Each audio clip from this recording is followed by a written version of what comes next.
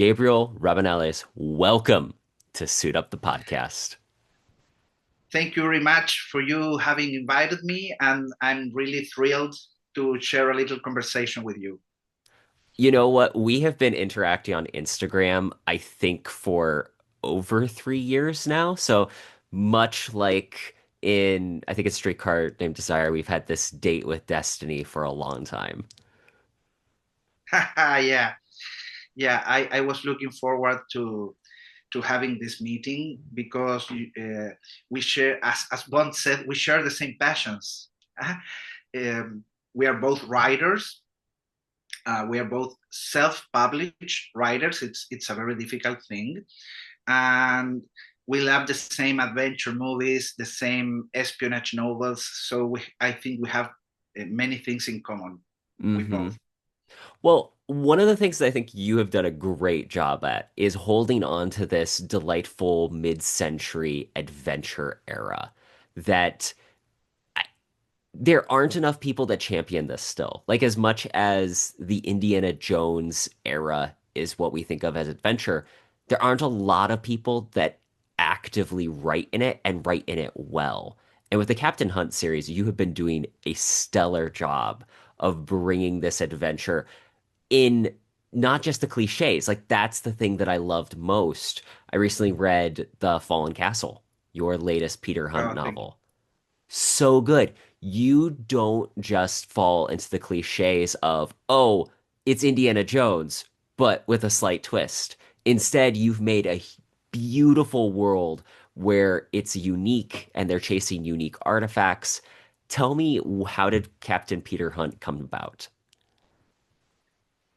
Well, I love to read since I was a very little kid. My mother taught me to read when I was 4 years old, and I started to read my father's novels. And I liked since the very beginning the adventure novels from the hmm classics: Jules Verne, hmm Jack London, Emilio Salgari, the Italian, um, all the adventure novels, Alexandre Dumas, hmm all the classics, the real adventure. And then I started to watch the movie adaptations on TV, The Three Musketeers, you know, that kind of stuff. And then when I was 5 years old, I discovered the Indiana Jones films and the James Bond films on TV, hmm 1980 approximately, and it was really a new world.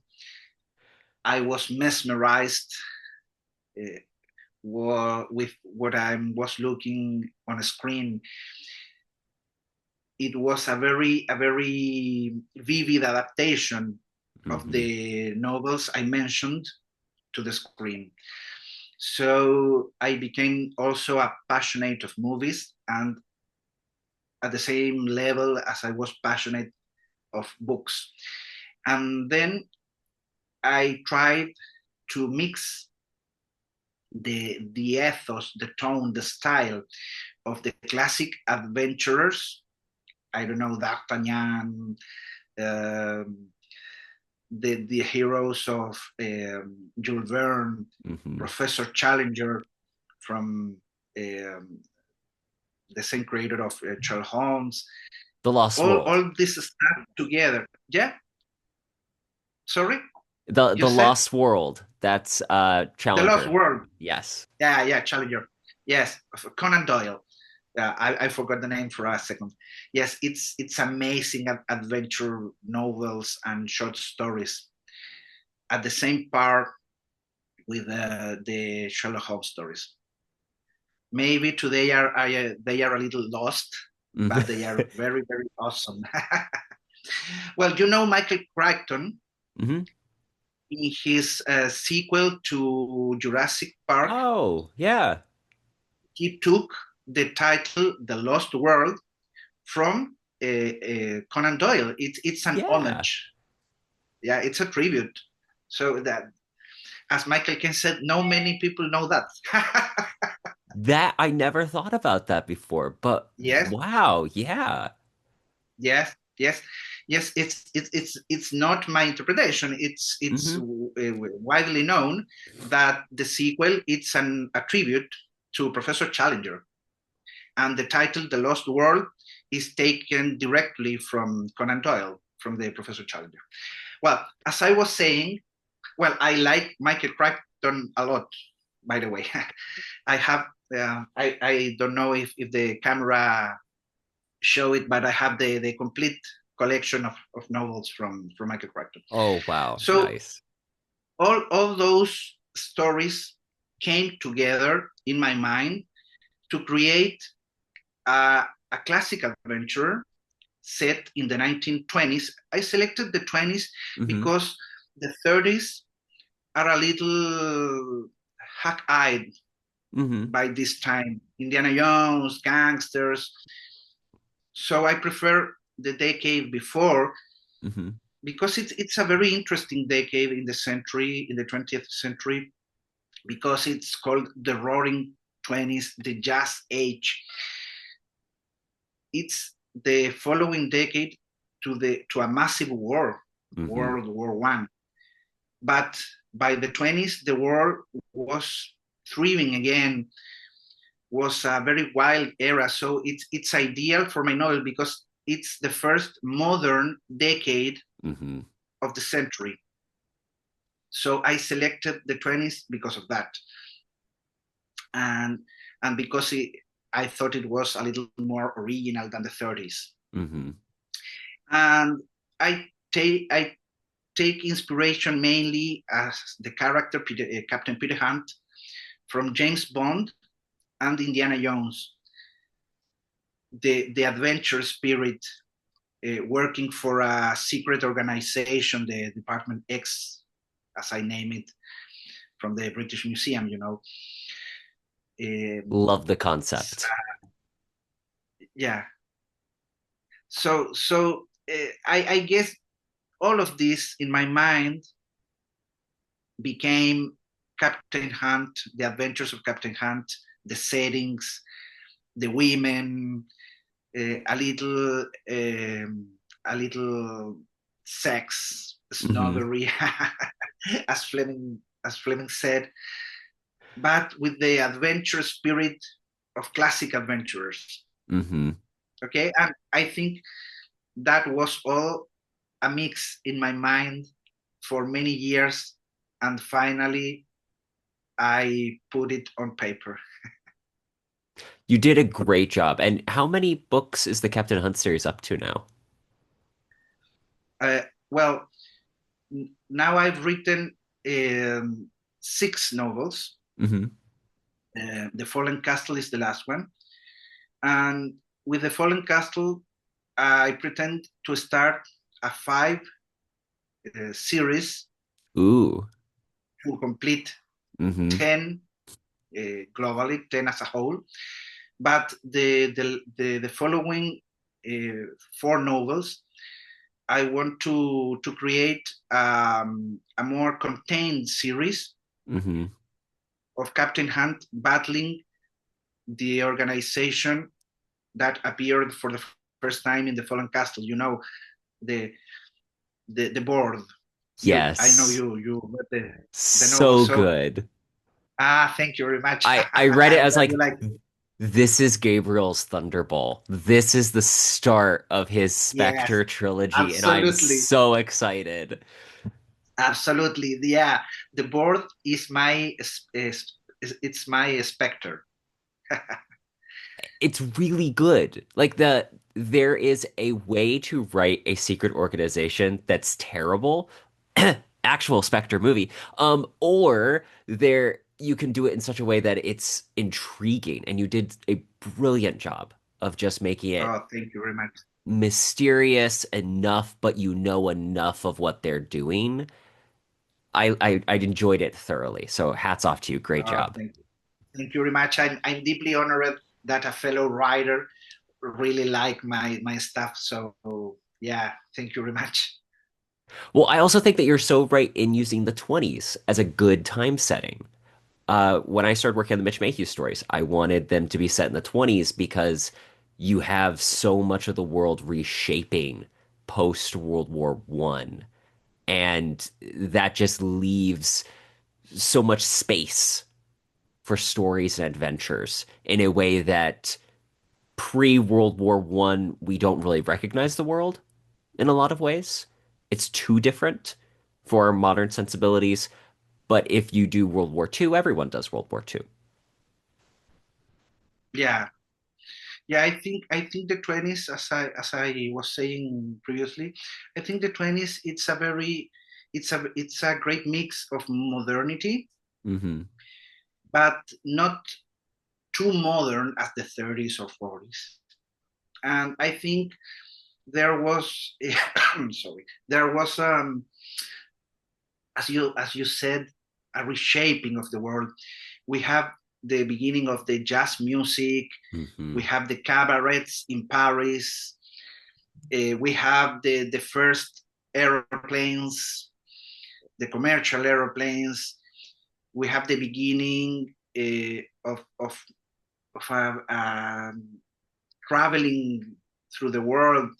You can visit many parts of the world not only by ship but also by plane, by airship, as in my novel. I love So that. Gabriel, you like it? I love airships and zeppelins, and it just filled my heart with so much joy when I opened up a page and went, he brought an airship into this story. Again, just oh, I can't tell people I enough they need to read The Fallen Castle. I wanted to include an airship for many years in my novels, but I really needed the right moment. I think airship it's a kind of vehicle so interesting, so different, and at the same time they have they have a very short time span. Hmm. So I think it's the perfect gadget for a novel. Uh, I wanted to put an airship from many years, and finally I can find a spot in this novel. And well, I think it worked out. It worked brilliantly. And something I wanted to bring up with in the Fallen Castle, you do a great job of these fire diamonds are the Uh, MacGuffins of the story. MacGuffins yeah. are hard to write for an adventure story because it's too easy to reach for the things that other people have reached for. But you've kept them fresh and interesting across your novels. What does that process for creating the MacGuffin and the thing that Captain Hunt is looking for look like for you? Well, yeah. I think. Well, first of all, I think it's the most basic thing: imagination. You have to really open your mind with adventure, with a little occultism, with a little fantasy. You need to be open minded. That's the first, and then you have to think properly. First, the story. What do you want to achieve, and then create, as you say, the MacGuffin or the vehicles or the settings, not the other way around. You know, with modern pictures like Mission Impossible, they work the other way around. Hmm. They thought about massive stunt sequences and they put them together and make a movie. Hmm. I think you have to do in literature Hmm. and in movies the other way around. You have to have the story first, then the characters in the story, and finally all the accessories, the MacGuffins, the vehicles, the weapons. So if you have the story properly planned, the rest came easily. And with the fire diamonds, or aurea mortis in Latin, When I studied Latin in college, in the university, I I probably you probably know I'm a lawyer, Okay, so quick. I started.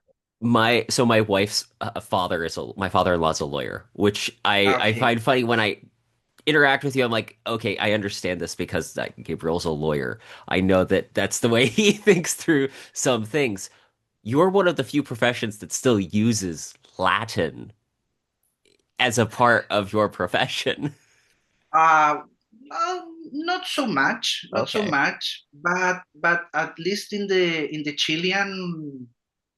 Chilean law, Hmm. we use some aphorisms in Latin.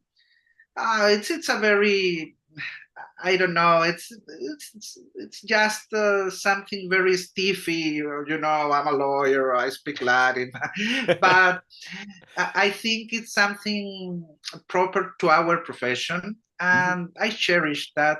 I like it, but I decided I like languages, so I decided to study further Latin, Hmm. not only for my profession, but for a culture thing. And fortunately, I can use it now, many years later, to put some details on my novels that I think they are give it a little reality to a novel. When you have a novel that is so fantastic, Hmm. that is so occultist, all of the realistic elements give it some credibility to the story. You Hmm. know, so as you were asking, I know Fire Diamonds is I think it's a cool name, but if you add Aurea Mortis, okay, it's even cooler. So I think that's the process to create something like that. Um, as I said, I've read many adventure novels, and I think the best ones are those that have those details. Hmm. That some little details that enrich the story. Well, we're both big Bond fans. That's part of what makes Fleming just sing, is that even though the plots, I mean, Doctor No, he fights a giant octopus. It goes out there sometimes. But because he's so grounded in this is what Bond likes to eat, this is what Bond likes to do, the hard realities of what the world looks like ground these huge adventure stories. Yeah, yeah, that's what makes Fleming apart, uh, because he took the pulp thrillers. Hmm. He had several predecessors: Bulldog Drummond, Hmm. Sapper, the 39 Steps, the British pulp literature, and he took it to a step away. I Hmm. mean, he took, as you say, the exotic locations, the sex, the snobbery, uh, and he embraced the pulp style, but he he was very serious about it. You know, Hmm. it wasn't like a parody or self parody, but he wrote it very seriously. The scene with the by the way, it's a giant squid, no, not an Oh, octopus, it's a squid. yes. Sorry. uh, Details matter. yeah, exactly, because giant squids exist. Hmm. They are for real, but it's a species. I used a giant squid in one of my novels. It's clearly a tribute to Fleming. They are very underwater creatures. They are not seen very often, but they are real. So he took this element, this exotic element, and incorporated in a spy novel. It's something very unique, you know. In fact, I'd say Doctor No. It's the most pulp of the Hmm. Fleming novels. It's the most adventurous. The villain is clearly inspired by Fu Manchu, you know, by these old characters like Charlie Chan, this evil Chinese, the Yellow Peril.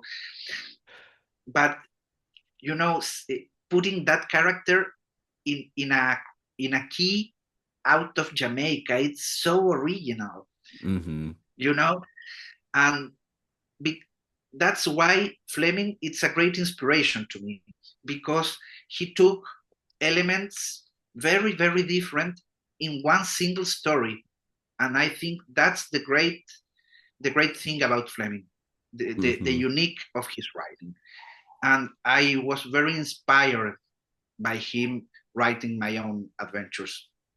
Mm-hmm. Which is your favorite of the Fleming novels?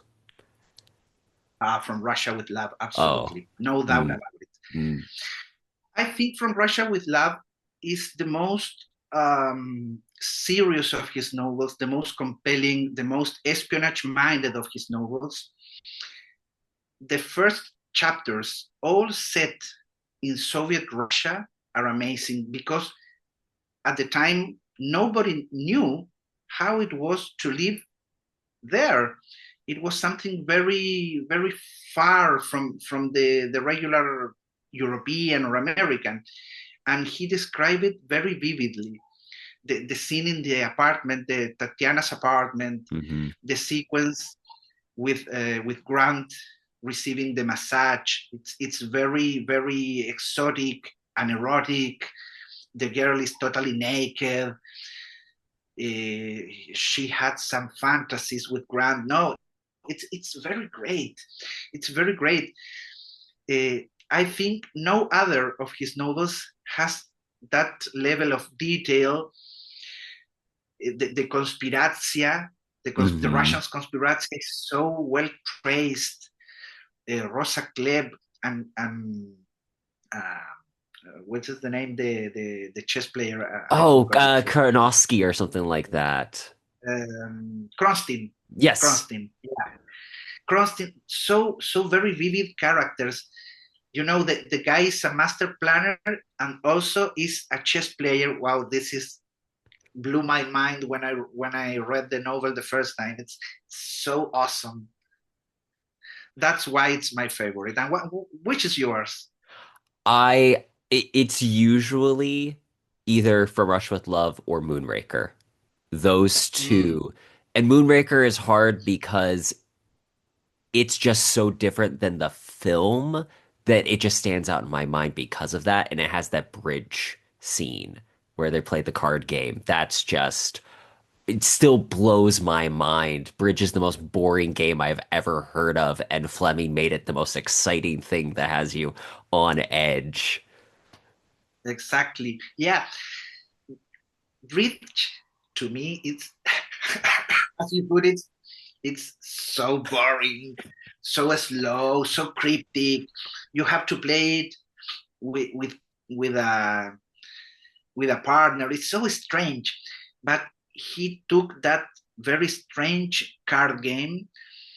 They don't even play it at casino because it's not for casino. It's so strange, and he took it and make it a suspenseful, a thrilling chapter at the same time describing this strange character Hugo Drax. No, it's very great. That's because I really think it's a pity the producers butchered Hmm. that amazing novel just to ride the wave of Star Wars films and make it the movie adaptation that probably it's my least favorite of all. Hmm. It's in my 25th place on the ranking. To me, it's abhorrent. So sorry with the fans, but the novel is so great. It's the only one completely set on England. The characters, Gala Brand is a magnificent Oh, Bond fantastic. girl, Hmm. fantastic. It's a very well drafted character, and they took it and made that movie is so horrible, so ridiculous. Of course, it's a very epic movie. Hmm. Special effects are amazing. John Barry's score is great. I Hmm. don't have problem with that. But you took the probably one of the best, my second best novel to that film. Oh no, it's no. Don't make me talk about it. Okay, so I have to ask then, where does Die Another Day rank for you? Because I have had more affection for that film since seeing where they tried to put various Moonraker threads through it. It's not a great movie in my opinion by any stretch, but I found more to enjoy about it since seeing the Moonraker threads. Well, I am a very big fan of Pierce Brosnan. First of all, to me, he's the second best Bond. Hmm. I have to make that statement.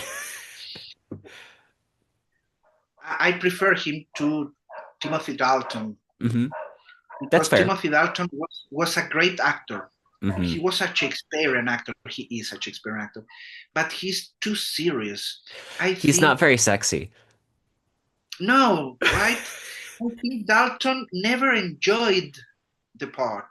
Hmm. He played the part, but he didn't enjoy the part. He was too serious.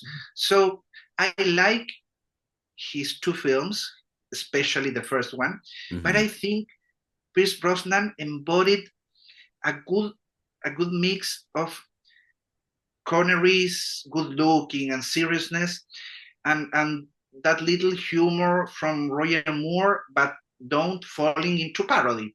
Hmm. So I think he's a very good mix of these two other actors, you know.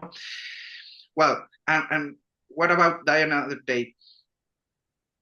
When I saw the movie at the time of its release on cinemas, I like it a lot. I think it was very entertaining, dynamic, modern. But of course, I started to reflect on it, and then, oh, what the hell? The CGI is awful. The RoboCop villain, it's dreadful. I don't know. Those DNA changing, it's so absurd. Okay, Hmm. so during many years, I loathed the movie. Very entertaining. The first half is splendid. Hmm. It's amazing. The Cuban sequences are great, very espionage minded. The sleeper agent, all of that is great. But the second part, it's so ridiculous. But with time Hmm. and after No Time to Die, that for me, ah, it's killing Bond. No. The whole affair with the little girl. No. It's dreadful. So I think, well, Die Another Day. It's not that bad compared to the other one, and it's not that bad compared to Moonraker, Hmm. and it's not that bad. So the movie is going up in my ranking, not to the first places, Yeah. of course, but I think now it sits comfortably in the middle of the ranking, Yeah. and I think it's pretty good. And well, the parasurfing, it's well, I try to don't watch, but but I think it's not that a bad movie after all. Hmm. Yeah. I think that it's one of the more entertaining. The parts that are bad are so bad that they're funny, and that makes it redeemable to watch at almost any point. If I am feeling sick, my go-to Bond watch is Diamonds Are Forever because it's not that it's a great Bond film, but it's got so many great one-liners. It's so entertaining. You have Connery, who clearly is done being James Bond, just still walking in like $1 million. And I think that's what makes a lot of Bond films fun, is it doesn't have to be Casino Royale is a good movie, but not every Bond film needs to be Casino Royale to be enjoyable and be a fan favorite. Yes, yeah. As I was saying, I've been a fan of Bond for 45 years. I am 50 years old, You and look I watched the film fantastic for. for your age. Congratulations. Thank you very much. Oh yeah, I think I'm getting a little wrinkle and probably a little more fat in the face, but what the hell? I'm 50. I'm 50. I very well lived 50 years. But what the hell? Well, as I was saying, I've been a fan of James Bond from 45 years since I was very young because my father was a huge fan, huge fan.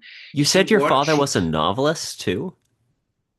No, no, no. My father was a mathematician, Oh, a cool. professor of mathematics in the university. Yeah. No, no, no. I'm me and my sister are both novelists. My younger sister, she's a journalist Oh, that's and so she's a cool. writer. She writes. Yeah, it's very nice. It's just like a coincidence. I think we have the writing in our DNA, Yeah. and she writes. Um, she writes. This is a publicity for her. She's called Patricia Rabanales, and my sister writes children's stories, Oh, that's children short wonderful. stories. Yes, and she's published. She has several short stories published both in Chile and in Argentina. So I think she's a little ahead of me in terms of writing. So, but our father was sadly he departed Oh. some Mm. several years ago, just like my mother. Hmm. But he was a professor, and my grandfather, he was a linguist. Oh, He was a interesting. member. Yeah, I think we are a family of very intellectual person. There's that line My from Sherlock Holmes where he says, "Art in the blood takes many strange forms." And I think that your family clearly shows this Absolutely, progression. absolutely, absolutely. I I come from a family of professors, university professors, and lawyers. But my grandfather was a very famous linguist in all the world. He was a philologist. Hmm. It's a very specialized form of linguist, tracing the origins of the Hmm. words, the origins of the language. It's a very interesting. Fascinating field of study. Yeah, it's fascinating. It's a very interesting philologist. It's Hmm. you can search my grandfather. He has a page on Wikipedia, Ambrosio Ambrosio Rabanales. He has a page.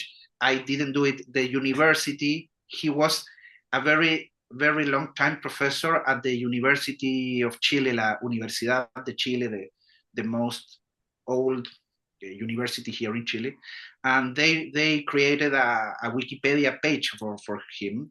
Of course, he is deceased several years now, but he was very famous in his field, very famous in the whole world.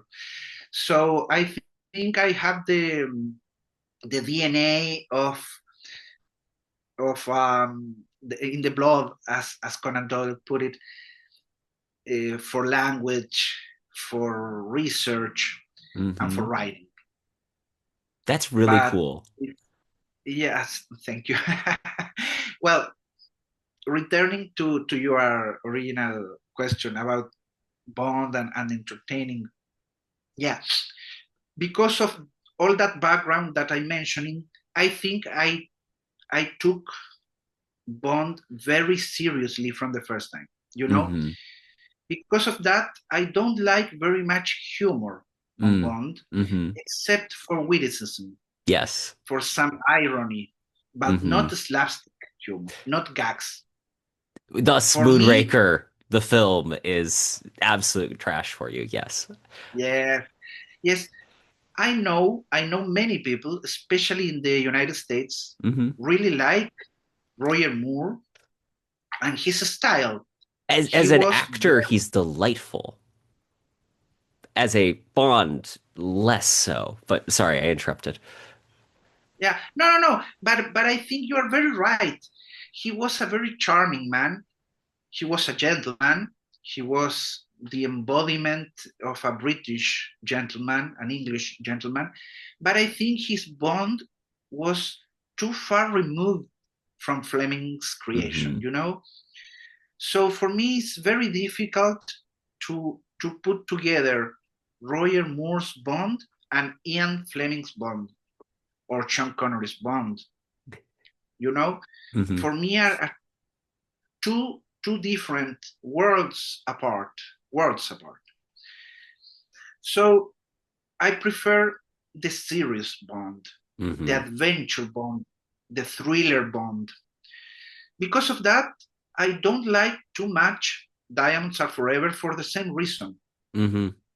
I think, as you said, Connery, it's very tired of being Bond. He appeared on screen a little chubby, uninterested, just for the cash, the $1 million. I think it's a very powerful incentive. But what the hell? But I prefer the serious Bond or a Bond with a little witticism. Because of that, I like very much Pierce Brosnan because Pierce Hmm. Brosnan clearly enjoyed playing the Hmm. role. He laughed. He break the fourth wall in some moments, looking to the camera and winking. You know, it's he's really enjoying the part. So I can accept that. But self parody, Mm. no. I prefer straight parody. I don't know if you know a French movie. I like it very much. It's called in French Les Magnifiques, the Magnificent. No. It stars Jean-Paul Belmondo and Jacqueline Hmm. Bisset. It's I a parody. I remember Jacqueline Bisset. What else is she in? She was in Bullet. She's the Okay. girlfriend. Yes. She's the girlfriend of Hmm. Steve McQueen in Bullet. She was in the original Casino Royale with a small Oh. part. Hmm. But there are too many actors to remember. But she's Yeah. on there. Jacqueline Bisset, and she did a very famous movie called The Abyss. Okay. The Abyss. Yes, The Abyss. I think that's the name, and it's very famous because she goes underwater with a very wet shirt. Oh. The posters, wow. Mm. she was very famous with that movie because she was sexy as hell. The shirt was very see through. So wow. No, spectacular. Wow. I recommend that. It's from Peter Benchley, the Okay. same writer of Jaws. Okay. Hmm. It's the second when they adapt Jaws from Peter Hmm. Benchley in 75 Jaws, if I remember correctly. In 79, they make the other one, The Abyss. It's about a treasure hunter. Ooh. The villain, yeah, the villain is the same, the Quentin Joss, the same actor. I Oh. forgot the name. Because he's also Robert Shaw. He's Robert also Shaw. Red Grant. Yeah, of course, the same, and he is the villain Oh. in this one. I need to see this Uh, movie. yeah, you have to see it. You must watch it. The male lead is Nick Nolte. Okay. You Yeah. know, it's Nick Nolte, Jacqueline Bisset. It's a very entertaining movie. It's not that great at Jaws, Hmm. but it's a very entertaining action adventure film. So Okay. I recommend it. Well, as I was saying, there is a French parody. You know, Jacqueline Bisset is it's an English actress, Hmm. but she lives in France, so she speaks French fluently. Eh, in her late career now, she she acts mainly in French films. I've Okay. seen it in very French modern films. I think she resides now just in France. Okay. Well, in this movie in English, I think, at least in the UK, it's called "How to Destroy the Reputation of the Greatest Secret Agent." That's the title in English. How to Destroy the Reputation of the Greatest Secret Agent. In Great French, as title. I said, it's excellent. Le Magnifique. Okay, Belmondo is a writer that writes very pulpy spy novels. In his mind, he is his own character, you know. So the movie shows he's writing in a very derelict apartment in Paris, very poor, but in his mind, he's the French James Bond. And the character is called Bob Sinclair. Bob Sinclair. And his neighbor, a very intellectual girl, in his mind is that beautiful girl. And of course, both roles are played by Jacqueline Bisset. Well, as a parody of Bond, I, I don't want to spoil the movie for you. Just try to catch it. But the movie is it's hilarious, hilarious. It's very silly. It's very they take all the exaggerations of Bond and put it another level of exaggeration. Well, what I want to say is Moonraker, the movie, is closer to Le Magnifique than to Proper Bond. You know? Yes, That yes. that tracks. Watch the movie, and then you will say, "Oh, Gabriel was right. Gabriel was right." So I prefer That a sounds real amazing. parody. You know, Yeah. I prefer a real parody. Hmm. There is an Italian movie called uh, Operazione Uno, as Italian for one. Hmm. Operazione Uno, and it's a early parody of Bond. I think it's from 63, 64. The agent, a very stupid Italian agent, very silly. He has a very small Fiat parodying the Aston Martin, and one of the features is that the car can change its color. So when the enemies are chasing him, he just put the car in he takes a curve, and he changed the color, and oh, where he is. So I prefer that kind of parody, but I hate Bond, the Hmm. real Bond, doing that stuff. You know, Yeah. I think it's insulting. It's insulting. I I prefer Johnny English. Hmm. You know, Johnny English is it's Is not. that what the last spy parody that came out? Because we haven't had an Austin Powers film in a long time. I think the last one was Johnny English, right? Yeah, yeah. Johnny English is it's closer to us than yeah. He did. Rowan Atkinson did three movies. Did I three of have them them. on. Yes, That's three of right. them. Yes, Johnny English. I don't know Johnny English Returns and Johnny English Reborn. I think none of the three are that great, Hmm. but they are fun enough. It's interesting because Olga Kurilenko, Yeah. it's one of the girls in one of the movies. So he's a Johnny English girl and a James Bond girl. So it's funny, and she's She's phenomenal. outstanding, Did you phenomenal. see a film she was in? I think it was called The Heat or The Kitchen, something like that, with Don Johnson. Oh yes, yes, it's dreadful. Oh, I enjoyed it, but I thought it was hilariously bad to Yes, watch, and that yes, was what I enjoyed about I it. saw that movie on a plane. Yes, Now I I'm did remembering. too. That's how I Yes, saw it. it's I was a like, that's a classic perfect plane play movie. movie. Yeah, yes, but it's awful. But yes, it's funny. It's full of ridiculous twists. Yes, I completely forgot the movie until you mentioned it. Yes, I watched it in on a plane. Yes, yes, it's absolutely dreadful. There is a whole class of film that is I watched on a plane, and that is the level of a movie. Yes, yes, me too, me too. The, it's a kind of movie that you only watch in a plane because you are trapped in your seat with your knees here. So I need something very, very light to pass the time, and The that's the kind of movie.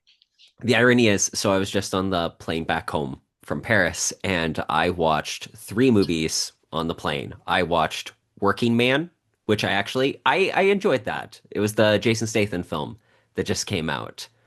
Ah, Um, okay. No, I watched The Materialists, and then I watched ah, finally The Black Bag, which is the Steven Soderbergh spy film that I'd been meaning to watch for a while. And I'm still trying to decide how I feel about the movie, but I am reminded that if nothing else, I appreciate Soderbergh writes movies that are unique compared to a regular blockbuster. yes.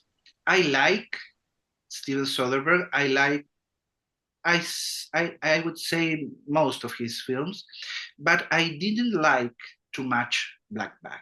Hmm. Why? I think the story, although being original, I think it's more a whodunit Hmm. than a spy story. Yes. That's not bad. That's not bad, but I was expecting something more espionage mind. Yeah, it Okay, wasn't advertised well in that. It doesn't set yes, up for it's a mystery because you're right. I was trying to figure out this film is pursuing what is the truth, and that's a mystery. That's a whodunit, not oh, look at this cool action sequence, which is more of an espionage film. exactly. And my problem was, for instance, I think Michael Hmm. Fassbender, and Kate Blanchett both played the same roles that they are Hmm. playing in all of their latest movies. You know, Yeah. he's aloof, distant. She's beauty but cold, very intellectual. It's the same role she plays in all of her recent movies, Hmm. and Michael Fassbender, it's the same. Did you watch The Agency, the espionage series? No. Well, I I I I tolerate two or three episodes and abandon it. I didn't like it at all because it has the same problem. Hmm. It's the star is Michael Fassbender, and he plays the same role. He's super cool with her turtlenecks, but it's a cliche. He wears, because he has a long neck, so he uses a lot of turtlenecks. Super cool eyeglasses. I think I think your not like eyeglasses are mine. pretty cool, FYI. I think nobody wears eyeglasses like Michael Caine. So True. this is That is my true. standard. This is my standard. Michael Caine. I use always. I choose my new eyeglasses, thinking, "Oh, this is Michael Caine standard." Well, I think Michael Fassbender is a little like Michael Caine Hmm. in his cool Britishness. Well, I think he's Irish actually. So please don't kill me, the Irish. I know it's not the same. I know it's not the same. But I think he plays British characters. That's what I mean. He's very cool, but he's very detached. Hmm. He's very cold, expressionless. Hmm. He's waiting to be in a So, Christopher Nolan movie. hmm? He's just Sorry, waiting to be in a what? Christopher Nolan movie. Ah, yes, yes. I think he will be great. Yes, yes. But I think the movie Black Bag falls short Hmm. in the scope that Yes. that the movie pretended to be. I think well, that guy, I don't know how to pronounce his name, is Rich Jan Rich. Page. I don't Oh, know this Jean Reg Page, something like that. Yeah, something like that. But the you dude know, from Bridgerton is just how yes, I know him. Although I was explaining who he was to my wife, and I'm like, oh, he's the guy from Dungeons and Dragons that takes everything too seriously. yes, And it yes. says In something Dungeons and that's the Dragons, thing I think of him from. yes, yes, he's the classic non-playable character in that movie. The You character have that helps. forsworn your oath, but your oath has not yet forsworn you. Well, you're just saying the same thing backwards. Yeah. By the way, I like a lot that movie. Oh, so It good. was it was a surprise. It was a surprise. I say, oh, this guy, the protagonist, Chris Pine. the captain character, Chris Pine. I say, Chris Pine doing a sword and sorcerer movie. What the hell? Okay, but I gave it an opportunity, and wow, it's very very entertaining. A very this guy, the Bridgerton guy, his character is it's interesting. It's in the role playing games. He's the classic non player character that the dungeon master sends to help the clueless protagonist. So I think it's very nice the inclusion. Well, returning to Blackback, Hmm. I think the this Bridgerton guy, I think he's a terrible actor. I think he's terrible, and it was so obvious he was the, oh, sorry, spoiler here, but he was Yeah, so obvious as the bad guy. yeah. So no, the movie, I, I watched it once at the Hmm. movies at the cinema, and never again, really. No, doesn't It, impress me at all. it doesn't. I like the ideas of it, is what I keep going back to. And I respect the direction. I like the score, but it doesn't, as a screenplay, it doesn't draw out the tension enough. You're right. It's supposed to be a whodunit, but it doesn't leave us in the state of who did it long enough to make that functional, where all I really do is go, okay, we're clicking through the motions of the story rather than having me on the edge of my seat. Did she do it? Did he do it? What's actually going on? It doesn't hold you there long enough for it to have an effect. It's pretty obvious it's Bridgerton dude right from the get-go. Yeah, yeah. I like I liked Pierce Brosnan on it, of course, Hmm. but I think his character wasn't developed enough. He was in like three scenes. That's it. Yes, yes, yes. I think the movie has a lot of subplots Hmm. in a very short film. It doesn't work. It No. doesn't work. I, I I think I think of all the characters, my favorite was the girl played by Marisa Bella. Hmm. Yes. She Marisa was Bella, she was fun. yes, she was. I think she's quite attractive, and her character was interesting. But it has the same problem. Her character is underdeveloped. Hmm. So the movie is too short to completely present adequately all the conflicts and all the characters. Hmm. I think in a novel, sometimes you have the same problem. Yep. You don't have to put too many characters, too many subplots in a, you say, 300-page Yeah. novel, because you sacrifice the main focus of the story doing Hmm. that. That's one of my principles as a writer too. Just tell a story, the main focus of the story, but don't go Hmm. for the, in Spanish we say no te vayas por las ramas, don't go for the branches of the tree. I It's a love very beautiful that. expression. That is, Yes, I am using that irse now. por las ramas, irse por las ramas. Isa You Polaris. have the trunk, the trunk of the tree, but if you start to taking the branches, you lost your focus. Okay, so on that note, as you are also a writer and you are also a guy who loves book bond, I'm curious, where do you want to see book bond go from here? Because it's been a hot minute since we had literary bond. What would you like to see come out of IFP for James Bond on page? Yeah, um, I think I'll put it that way. I liked a lot the Sebastian Faulks continuation novel, Mm-hmm. Devil May Care. Mm-hmm. I think it was very, very similar to Fleming. In fact, the novel was presented as Sebastian Faulks writing as Ian Fleming. I don't think he gets the style that completely, at the Mm-hmm. same percent. But I think it was very similar. I think that's the I think that's the right path. You know,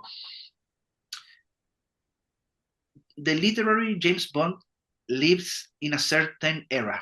Mm-hmm. You know, I wrote three fan fiction James Bond Mm-hmm. novels. Right? Two whole novels and a collection of short stories, just like The Living Daylights. That was the idea.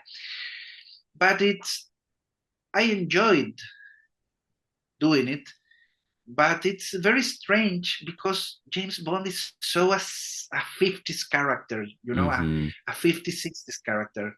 His ethos, his style, his treatment of women, it's all Mm-hmm. 60s, 50s or 60s. So I think putting that on paper in a modern setting, it's tricky, you Uh-huh. know. I think it's doable. It's doable, but I think Bond works better in his own time.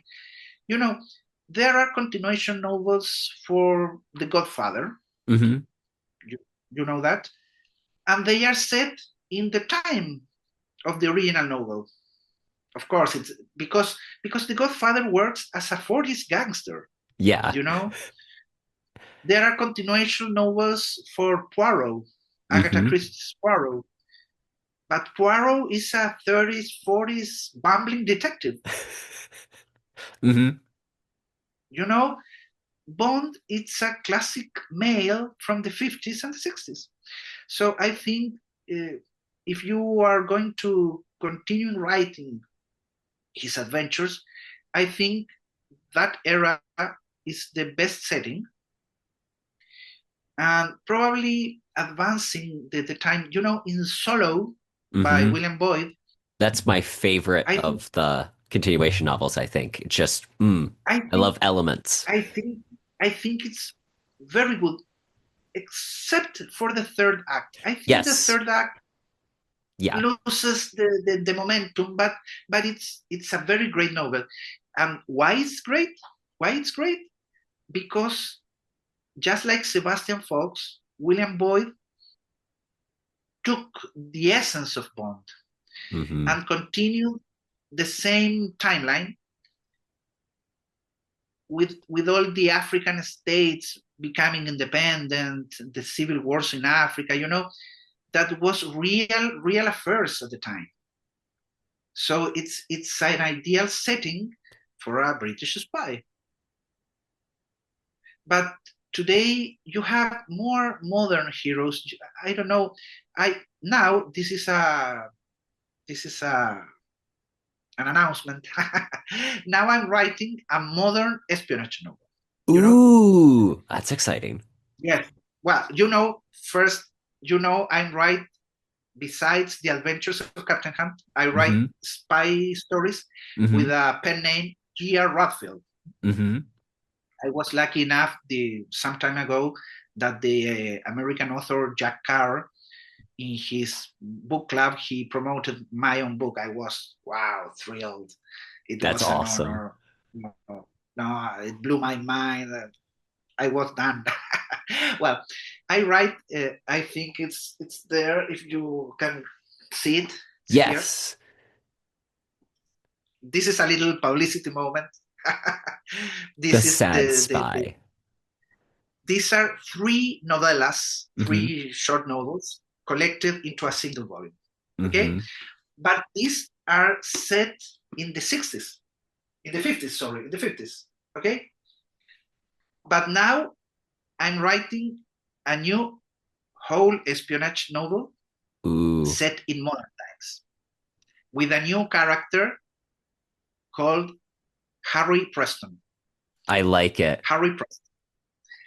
Harry Preston is an homage to two of my favorite literary characters. Harry Bosch, the LAPD detective created by Michael Connelly. Mm-hmm. I like, I have all the Connelly books here. I like it. And Preston, it's for John Preston, the protagonist of The Fourth Protocol by Oh. Frederick. Mm-hmm. In the movie, he was played by none other than Michael Caine with Pierce Brosnan, you know. Uh-huh. Harry Palmer, Harry Palmer met James Bond in that movie. Well, and why I mention this because writing a modern espionage novel for me that I love the past eras of espionage, it's a little difficult Mm-hmm. because today the espionage is all done on computers. Mm-hmm. So I have to research, wow, a lot. I'm not a hacker, I'm not an TI guy, I'm not an expert, but the whole espionage today is done by hackers, by Mm-hmm. computers. So it was a challenge. It's a challenge, to write the novel. I hope the result comes good, but I think James Bond. I don't see James Bond tapping Yeah, on a no. keyboard. You know, it's so it's not boring, but it's not Bond. It's not Mm-hmm. adventure. Mm-hmm. You know, so James Bond talking to hackers. No, no, no. It's I think it don't work like that. So I think answering your question finally, I think the literary Bond should remain in his original era. Mm-hmm. I definitely think that it's easier to write that character at that time. Recently, I read Raymond Benson's The Hook in the Eye. Really fun Felix Leiter story. The thing that I went away from that finishing the book was I'm amazed Benson was able to write Bond in the present. I mean, it was 90s era, but still that present Bond the way he was able to, because I don't think that he could get away with it as well today as he could then. And really, I don't know what they're going to do going forward. But I'm curious. I'm excited. I'm hoping for more literary Bond. But now I'm just excited about your book. Do you have a estimated anticipated release date that you can share with us, or just a general maybe next year? No, I think I'm going to finish it this year, but I can't give a precise date. You know, as a self-published author, Mm-hmm. I write in Spanish, first of all. Mm-hmm. That's my language. I have 4 or 5 chapters to finish it. Mm-hmm. You know, 50 pages Mm-hmm. approximately. Okay. Then I have to be, I need to be my own editor. Yeah. So I go to page one and revise all the novel, you know, inconsistencies, adding some backgrounds, etc. And then I have to translate the whole novel to English. So those two parts takes well a lot of time, Mm-hmm. probably 1 or 2 months just for editing and translating. So I think a realistic date, we are just in October. Yeah, I think probably end of November, December. Okay. And then I will release it on my author's page on Amazon, as always, in Mm-hmm. Spanish and English, and both editions, paperback and Kindle. Mm-hmm. Uh, it's a modern thriller. It's about a retired Harry Preston, the hero. It's it's a character that um, he has a very peculiar background. Okay. He was first an army officer. He's British. He was an army officer. Then he was a police officer, Oh, and finally he was recruited by the British intelligence. So he is part soldier, part policeman, and part spy. I like that. So I wanted to create a very unique character, you know? So, and now he's retired. He's 50 years old, just like me. And he's retired. I won't give so many details because I want you to read the novel. But he's retired. He works as a freelance, and he's asked Mm-hmm. by MI6. I called it in my novel The Hall. Mm-hmm. I wanted to give it a peculiar name to the espionage, just like Le Carré. You know, Mm-hmm. John Le Carré used the circus. So my MI6 is called The Hall. Of course, it's for Vauxhall, the the HQ of the building. You know, so The Hall asks Preston to investigate the disappearance of a senior officer and a secret account with $100 million on it. Oh. That's the beginning of the novel, because probably in The Hall all the agents are compromised or are Mm-hmm. friends, or they knew Mm-hmm. the agent disappeared. So an old friend of the character has to resort to an outside man, and that's the character John Preston. I'm very That's excited. that's the premise of the novel. That sounds fantastic. Gabriel, this has been a Thank you. delightful conversation. Where can people go to learn more about you and your work? You know, I have my author's page on Amazon first as an author. I have two authors page with my real name, Gabriel Rabanales. It's like an English sound, easier for you. And as a writer of espionage, G.R. Radfield. Okay. You can find me there for adventure in the first one, and espionage in the second one. The novel that I'm writing right now will be released under the name G.R. Radfield because it's an Okay. espionage novel. Mm-hmm. And well, all my followers, friends, colleagues can find me on Instagram in the account The Style Is Not Enough. Mm-hmm. I the name is, well, of course it's a wordplay with the word is not enough. It's pretty obvious, because I wanted to devote the account originally 5 years ago to men's style and James Bond, you Mm-hmm. know. But now I covers a lot of topics, my own novels, the other writers' novels, travels, so many. Well, men's style, movies. I'm a very very big movie buff. So those are